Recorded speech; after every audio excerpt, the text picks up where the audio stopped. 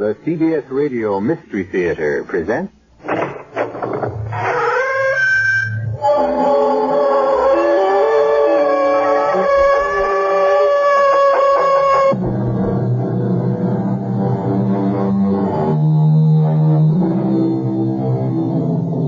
Come in. Welcome. I'm E.G. Marshall. Welcome to Mystery and Tragedy. And the one redeeming feature of disaster. It seems to bring out the best in the survivors.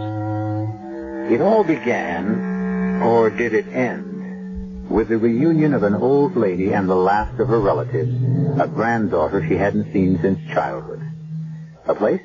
Stratfield's busiest department store, Mayberry's. The time, 13 minutes after 1 o'clock. If you're superstitious, you could read that in Army or European time. 13:13. By coincidence, that's when it happened.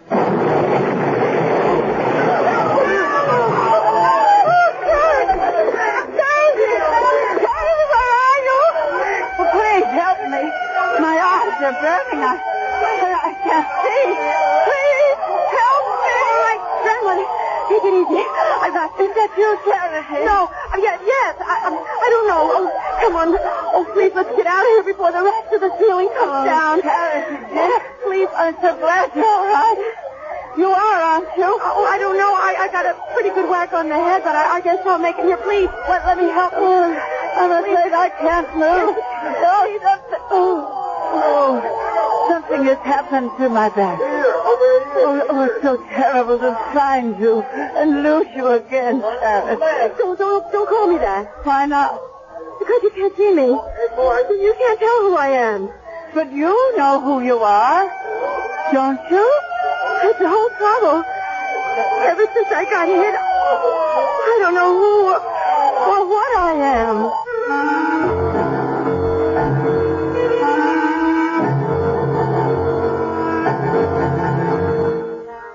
Our mystery drama, Charity is Never Dead, was written especially for the Mystery Theater by Ian Martin and stars Virginia Payne and Rosemary Rice.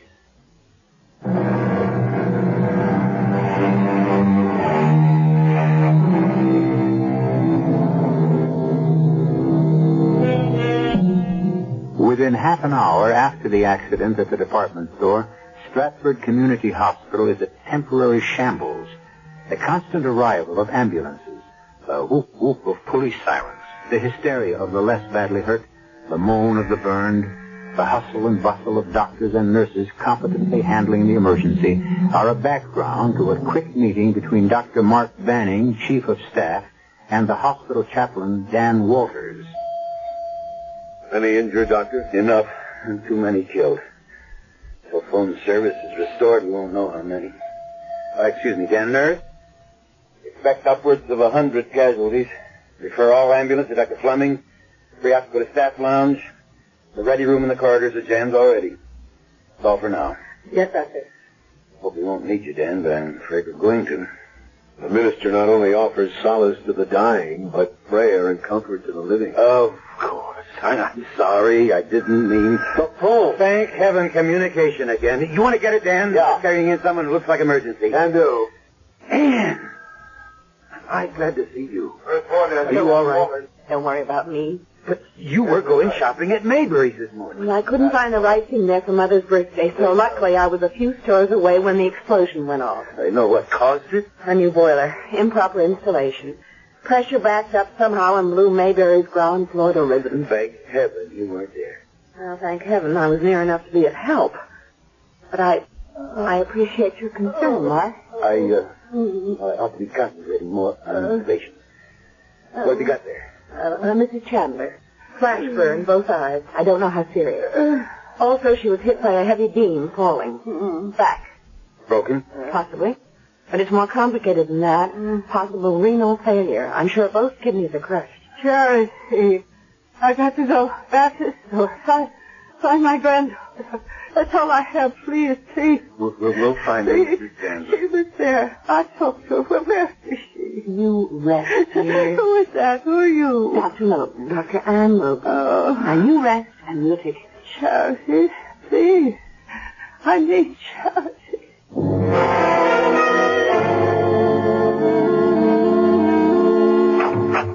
You don't need me in here any longer, Mark. I'm going to run a check on conditions in general. Oh? Can I help you? I don't know. Who were you looking for? I don't really know. Somebody, anybody. No, somebody. How did you get up on this floor? Up here? Oh, the stairs. I was looking for... I thought I might find somebody who belonged to me. Were you in the explosion at the store? Was I? Try to remember. Did the police bring you here to the hospital? Yes. The ambulance took the old lady, and I came in the squad car. Were you hurt? Oh, just my head, a bump. Oh, let me see. Did anyone examine you? Well, an intern looked at me and asked me to wait, only I couldn't, you see. Why not? Well, because I had to find somebody. I didn't remember who, or where to begin, except with this. What is it? Just a piece of paper, like from a phone pad with a number. 380. What do you think it means? A room, maybe? There's no such room number in this hospital. Oh, I thought maybe it might be the old lady's. What old lady? Well, just someone I met after... Where did we for? I don't know. What was the old lady's name? I don't know. What is your name? But that's the whole trouble, don't you see? I don't know that either. When you were examined, didn't they ask your name? Yes. And? I didn't have a name to give them. I thought if I just sat still for a while, the shock would wear off.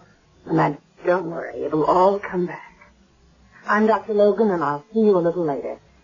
You have amnesia. You'll have to have a thorough examination to make sure there's no concussion. Well, I really thought I was all right. But I guess I'm not. We'll find out why and fix it.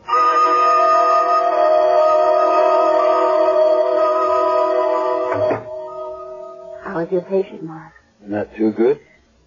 How's the situation outside? Not so bad. Everything under control, more or less. One of the rough days, though, for all of us. And for Mrs. Chandler here. It's an unlucky room. She's lost a patient in the other bed. Are you going to lose Mrs. Chandler? Oh, we're waiting on the BUN, some other tests. I don't think she's operable. Have her under heavy sedation now. How she can last more than a few days.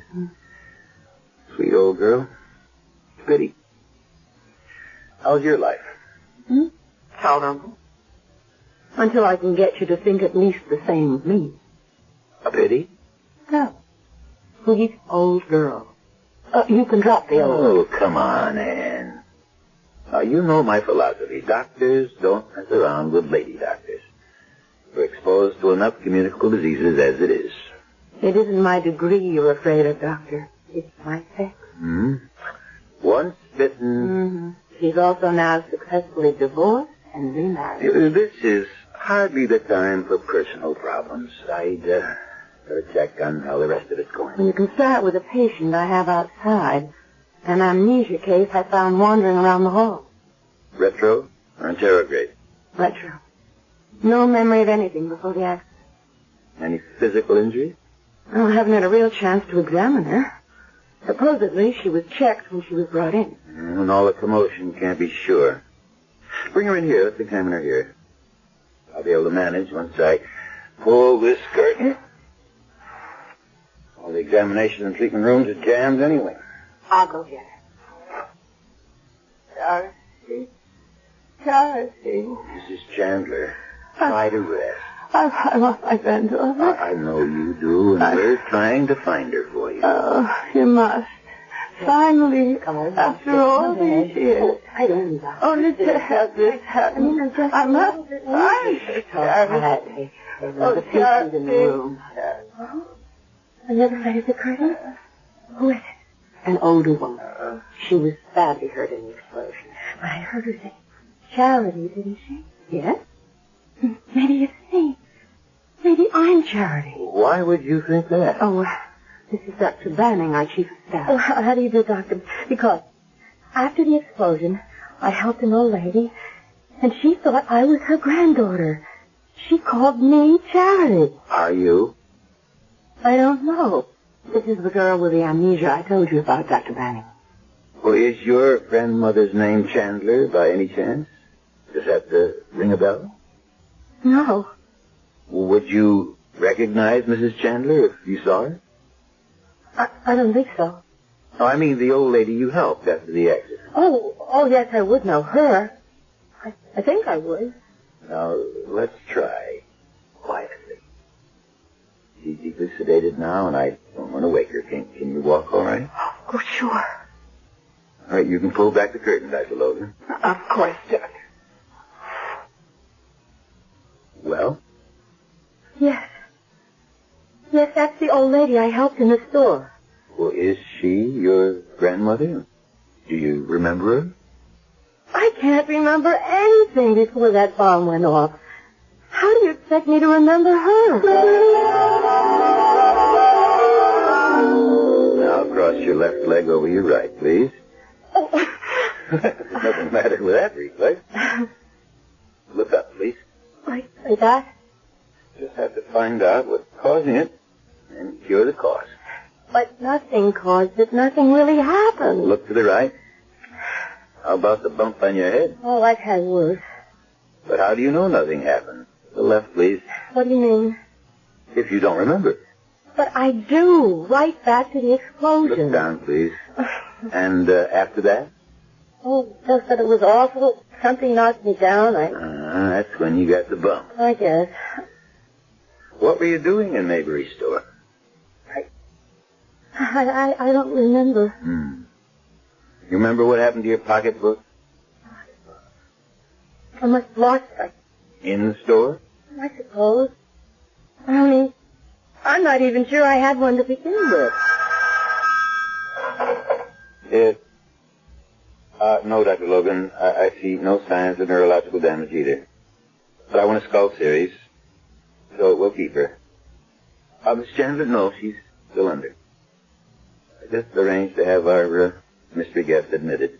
You're going to keep me here in the hospital? Until you remember, or we find out who you are. You stay right in this room. I'll send a nurse in to help you. With an old lady who's dying? You're lucky the bed's available. And when you get into it, stay put, young lady. Oh. Miss Chandler. Mrs. Chandler?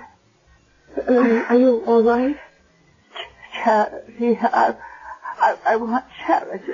I'll get a doctor. No. Give me your hand. Don't you know that all I want is you, dear? Just hold my hand, Charity. That's all I need or ask. Sure, if you want me to. I had the most awful dream, Charity. I thought I'd lost you again. But now it's all right. Oh, why is it so dark? Where are we? In the hospital. What are we doing in... Oh, of course. That awful explosion. Are you all right, Charity? Me, I'm fine. But your eyes are all bandaged. You can't see me. Maybe I'm not Charity, and you're making a mistake. Oh, don't be silly, my dear child. Don't you think I know my own granddaughter?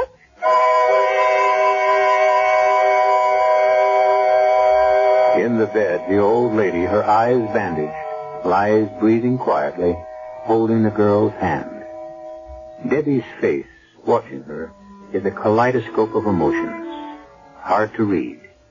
Hope, fear, disbelief, or just simple prayer for a way out of a maze of bewilderment?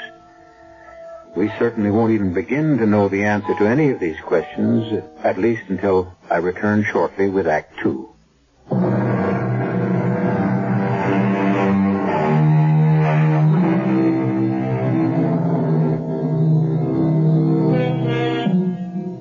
By the end of the afternoon, the chaos that once was the main floor of Maybury's store has been partially restored.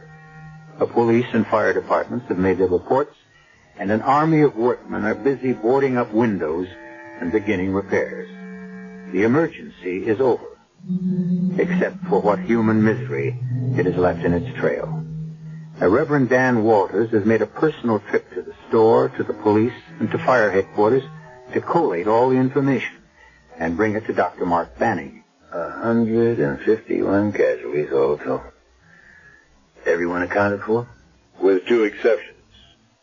There's no trace of Mrs. Chandler's granddaughter, and no idea or clue who the girl with amnesia is. Unless she is Charity. That's right. How old was the granddaughter? According to neighbors the police contacted, somewhere in her middle 20s. Any pictures? Quite a few, all taken over 10 years ago. Mrs. Chandler hadn't seen her granddaughter since she was in her early teens. Mother married a pretty rough guy named Whitman. I don't know what went on, but the kid spent quite a bit of time in a wayward girls' school. When she got out, the father had taken off. And I get it, the mother was pretty sick, maybe on drugs. Charity took care of her. Well, what did Miss Amnesia look like in the snaps you saw? See for yourself. Pretty, fair complexion, light hair. And in these 2 color prints, her eyes look brown. Dan, why do you question her identity? I mean, do you think it's just some wild coincidence? I'm not much of a believer in coincidences, Mark. I'd rather go with you and accept Charity at face value. The Lord makes a lot of plans, and one way or another, he just may have blueprinted this one.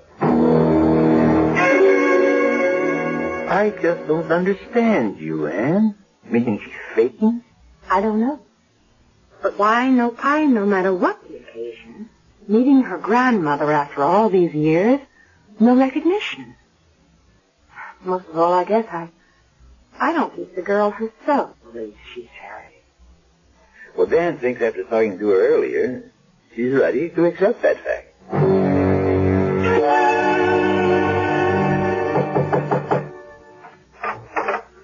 Chaplain Walters, Charity. May I come in? Of course. I see you're comfortably set. Well, set anyway. Dr. Banning has told me how kind you've been to your grandmother. Don't say that. Why not? Aren't you her granddaughter? I don't know.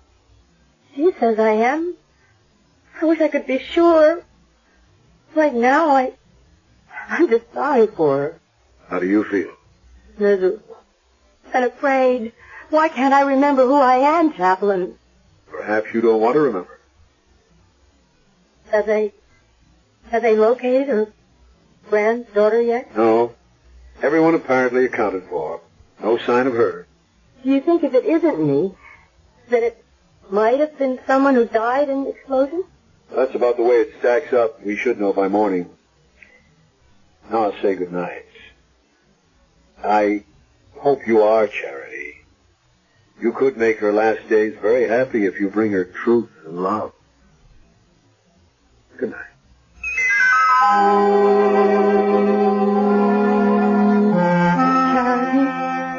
Charity, are you there? Yes, I'm here. Oh, are we alone? Yes. I thought I heard you talking to one of the doctors. No, just the chaplain. Were you talking about me?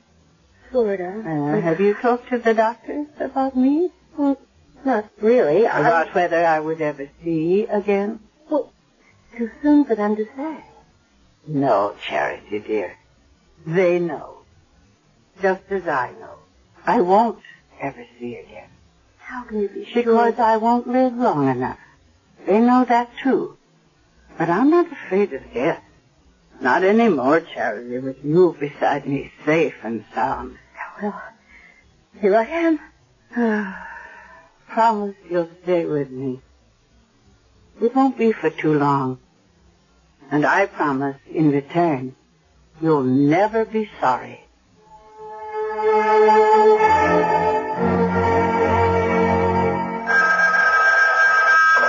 Dr. Banning, yes. Who? Chaplain Walters? You sure? Send him in.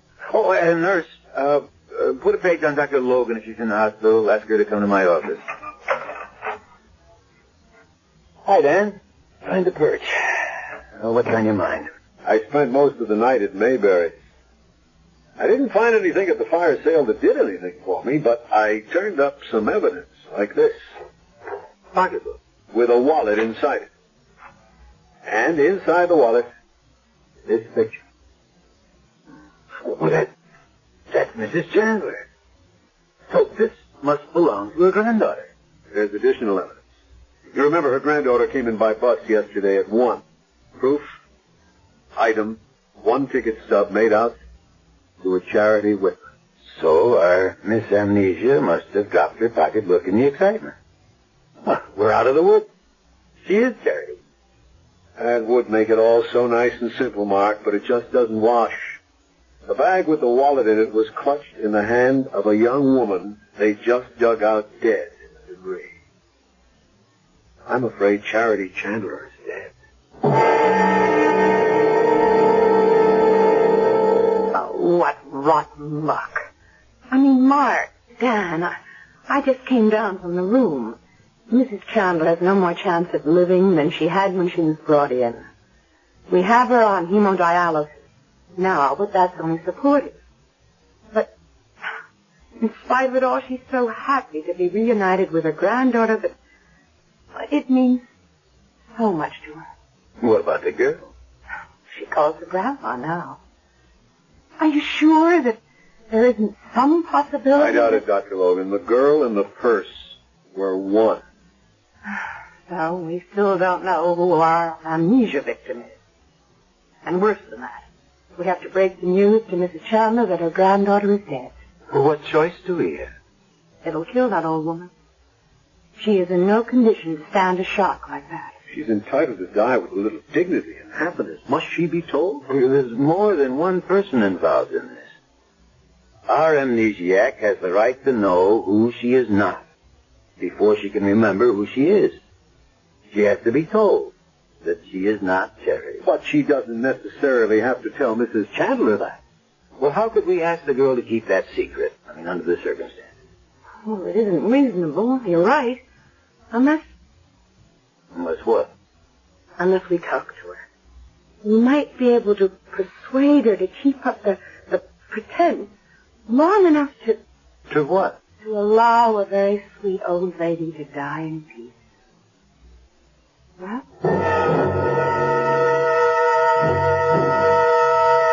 You wanted to see me, Chaplain? Yes.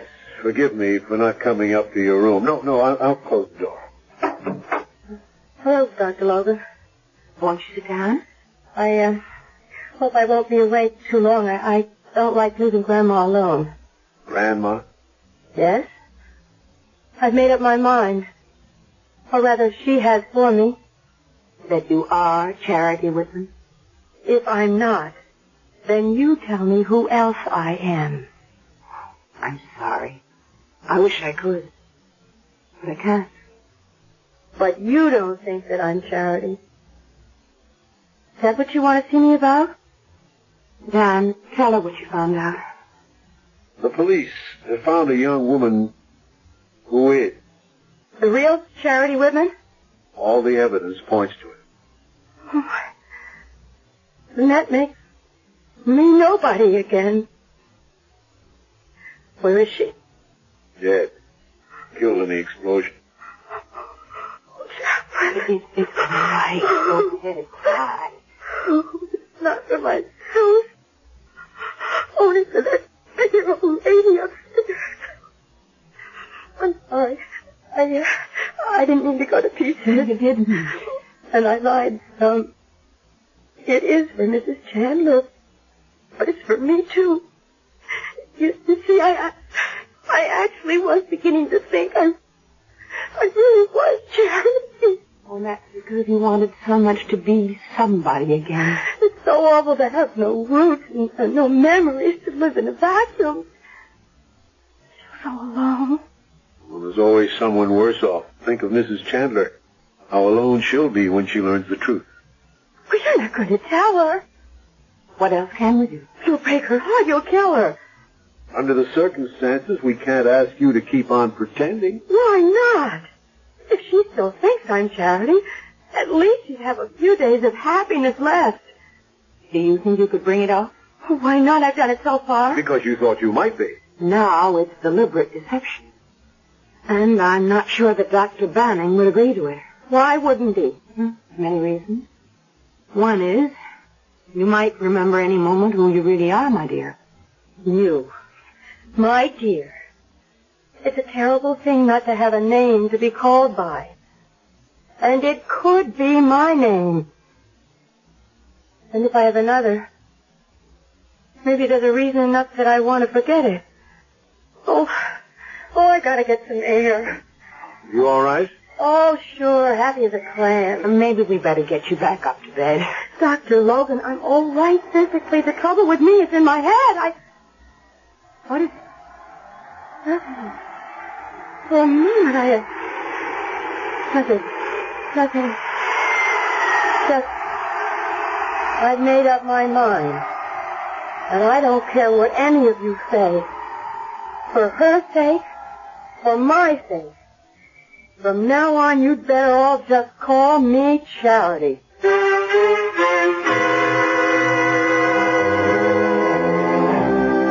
And again, we are left tantalizingly on the horns of a dilemma. Was there something about that plane that jogged a girl's memory? Is her decision to become Charity Whitman an altruistic one? Or has she some deeper motives than kindness and compassion? Who is this girl who doesn't know herself? Or does she, and only wants to hide her real identity? I'll be back shortly with Act 3.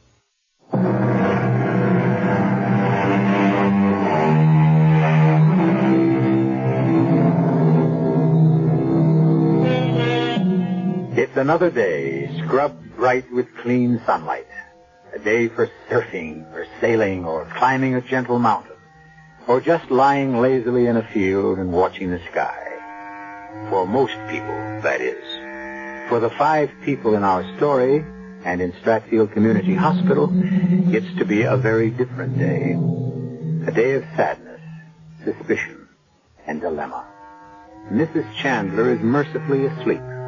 Death not very far away now. Charity and the chaplain are walking in the hospital gardens, and Doctors Logan and Banning are huddled in a corner of the cafeteria over morning coffee.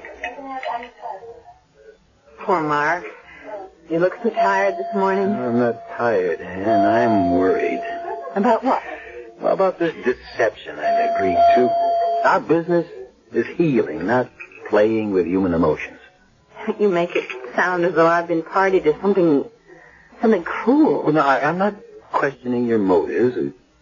Just whether any of us have any right to contribute to deceiving a dying woman. Just to give her what happiness we can? Even though she barely knew her granddaughter, it's obvious she was, or is now, the center of her life. Yeah, there's no doubt of that. Then, since she's convinced the girl is Charity, whatever doubts we have, who are we to question that? But damn it, I am chief of staff of this hospital. I'm sticking my neck out. There could be legalities involved. What? Well, for one thing, Mrs. Chandler may have a will. If it names Charity as beneficiary, and the girl died in the explosion, she might want to change it. She should have that right. I never thought of that. But wouldn't it just go to the next of kin? According to the hospital record, there is no next of kin. Which may be why our so-called Charity is so willing to decide that's really her name. It is possible to fake amnesia, you know. And if there's enough money involved? Oh, I don't believe that girl could do anything like that. She... What is it? I was just thinking. Yesterday, while Dan and I were talking to her, she was by the window and she stopped suddenly as if... As if she'd remembered who she really was? Yes. I thought she was coming out of it, and then she turned on us and told us that from now on, as far as she was concerned, we could take her for Charity Whitman. Oh, Mark, I want to believe in her. Don't let this turn out wrong.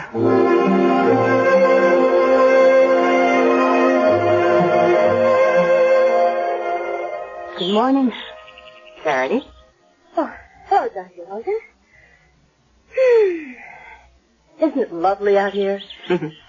I hate to leave the sun, but I should get back in case Grandma's awake. Oh, she can wait a moment. It's your grandmother I want to talk about. Well, she hasn't... Oh, no, I checked on her before I came out. She's resting very peacefully. She has nothing to worry about for the moment. But I do. You? Who are you? And this time I want an honest answer. And this time I'll give you the only answer I can give you from now on. I am Charity What are you listening to? The play. You did that before. Does it remind you of something? Yes. But I can't play it. Remember that crumpled piece of paper you had with the number 380? Could that have been a flight number? Yes. Perhaps. Flight 380? Was it a flight you were on? No. One you were going to take? Yes. Maybe. Oh, I don't know. Were you going with someone? Yes, I think maybe I was, but I... Who? Who? Who were you going with? Oh, you think this awful. I don't remember. Oh, I was so close. Now I'm so tired. That's enough for now. Just one more question. All right. What's your name? Debbie Scott. Oh, my God, what did I say?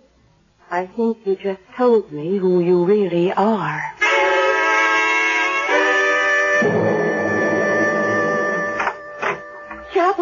Chaplain, excuse me for bursting in like this, but I need your help. Any I can offer? What? It's all come back. I know who I am. Yes, Dr. Logan informed me. You're Deborah Scott. We're trying to trace now where... You didn't listen to me. I haven't told Dr. Logan everything. I wanted to talk to you first. I have some problems. As for example? This afternoon, at 3 o'clock, I'm supposed to fly to Mexico City with the man I love. Oh, that isn't a problem. That's happiness. I'm sure there'll be no trouble about the hospital releasing you in time to catch your plane. Yes, but then what happens to Mrs. Chandler? What you've already done for her has been wonderful. No one can expect you to give up your personal life now that you've refound it. Does your fiancé know you're all right? Oh, he's had no way to know that anything was wrong. You see, his insurance company transferred him to New York. I thought you said you were headed for Mexico City. We are. Look, you see, I was his secretary. The firm closed the local office where we worked, and Dan flew ahead to New York, and he's probably been trying to get in touch with me, and I don't know where he is. Didn't you call him at the firm? Well, he'd already left. He'll be expecting me to leave with him from here on his 2-week vacation. Your honeymoon, then you have to meet him. I don't want to run out on Mrs. Chandler. Not when she depends on me. Well, maybe if you talk to your young man, he might delay the vacation a few days. Mrs. Chandler hasn't got any longer than that. I don't know if he would. It's been his last vacation for a long time, and he'd probably just go on without me. Without the girl he's going to marry? I didn't say we were going to be married. Oh. Look, my only chance, really, is if I do go with him. But I know him. If I don't turn up at that plane, I'll never see him again. And I love him. How much does he love you? Granted what you say. Look, there's been very little love in my life, Chaplain. I was an orphan, brought up in foster homes.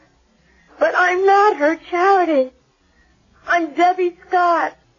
I know what I'm trying to do for Mrs. Chandler is right. And I guess what I'm doing with Vince is wrong. But I can't be two people. Which am I supposed to be?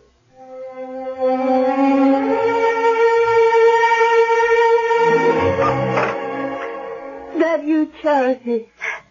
Yes, Grandma. Where have you been? Oh, well, they were just giving me a checkup. They're going to send you home. Yes, they need the bed. I'm all right now. Oh, that's wonderful, dear. I'm so happy for you. No more clouds or doubt, No. You know who you are again. Oh, well, I'll miss not having you right here in the room with me. And I'll miss not being here with you. Darling. Yes. Come to me. Closer, just for a moment, please. I'm here. Just do one thing for me. Anything you want. Just give me a long hug and say, Grandma. Grandma. That's all. Just Grandma. That's all I really wanted to hear. Grandma. Oh, my dear little girl that I know so little about. All the years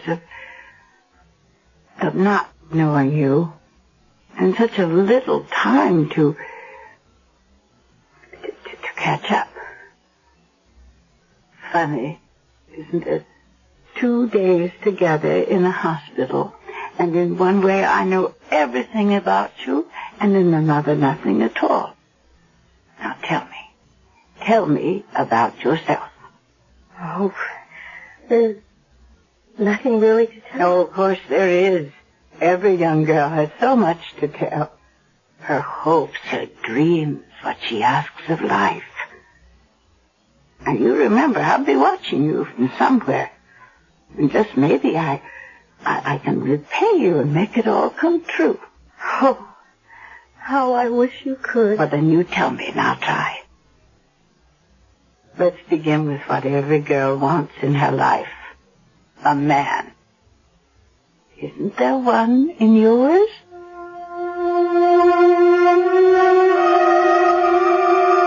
But I don't know why I blurted it all out. Because I asked. It was important. But he doesn't love you enough to ask you to be his wife? Oh, he does. He asked me to be. Well, when was that? A long time ago.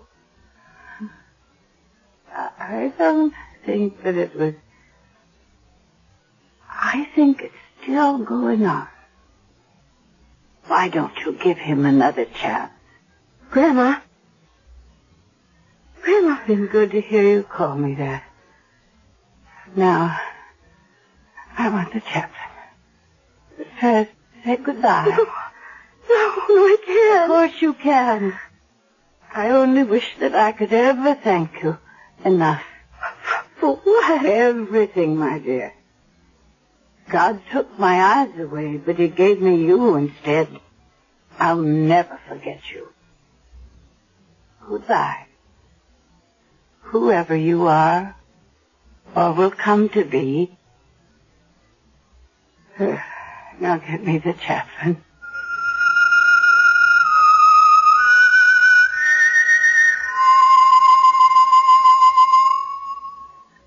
So your young man decided to wait for you? Yes. Does that mean? Yes. We'll be married in Mexico. Lucky girl. Would it be? Do you mind if I wish you the same luck? Me? Why should I try to fool another woman? I'm afraid I won't be so lucky. Mark? She's gone. Very quietly. And without any pain. Oh, no. Grandma. I've just grown to think of her that way. She's the only real relation I ever had. You may be the closest one she had. What do you mean, Chaplain? I'll read you a letter she dictated to me before she died. It's about you. I've never thought much about death, save that when it came, I would not have to meet it alone. And I did, thanks to a beloved girl to whom I owe more than I can ever repay. I have nothing much worth leaving in this world's goods except this ring, the one I was wed with, that Charity's mother was wed with, that now I want to give to the girl who gave me my last days of peace, who shared my final hours. I hope she wears it soon, proudly and happily, with my love and her own. She meant you, Debbie. No. She meant her granddaughter. There's nothing on the paper that says so. That's strange. You know, the last time I talked to her, she never once called me Charity. Do you think she knew? It doesn't matter. This ring was meant for Debbie Scott. When you wear it, remember to wear it with charity, in the biblical sense. Good luck, Debbie. You have every chance. There'll be someone smiling down on you every step of the way.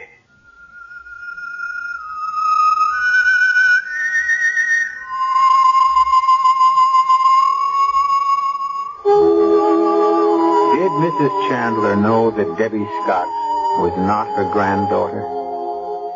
Did she prefer to play out a last sweet charade to make death come softer? We'll never know. But that chance, perhaps foolish and old-fashioned name given to a girl long ago proved in the end to live up to its old-fashioned meaning. I'll be back shortly.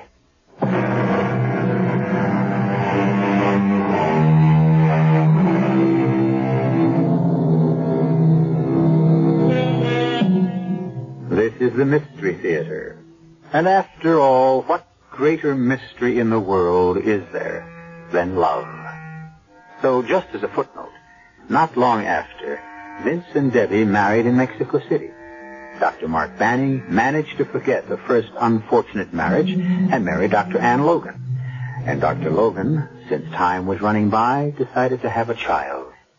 Actually, they both hope for a boy, but if it happens to be a girl, I wonder if they'll be tempted to call her Charity.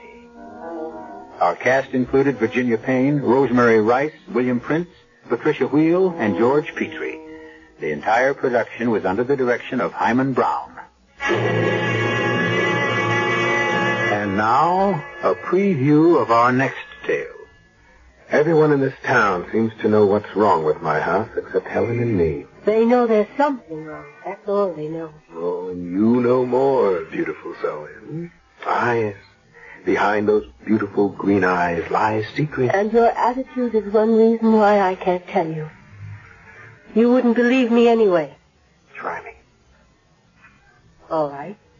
The house you're living in doesn't really belong to you.